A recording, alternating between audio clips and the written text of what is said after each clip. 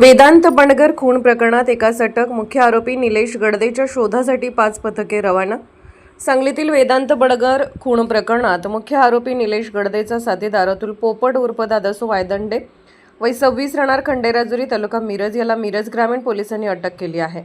त्याला पुढील तपासासाठी संजयनगर पोलिसांच्या ताब्यात देण्यात आला आहे। रेल्वे मालधक्का कामाच्या वादातून हा प्रकार घडल्याचं समोर आलं आहे।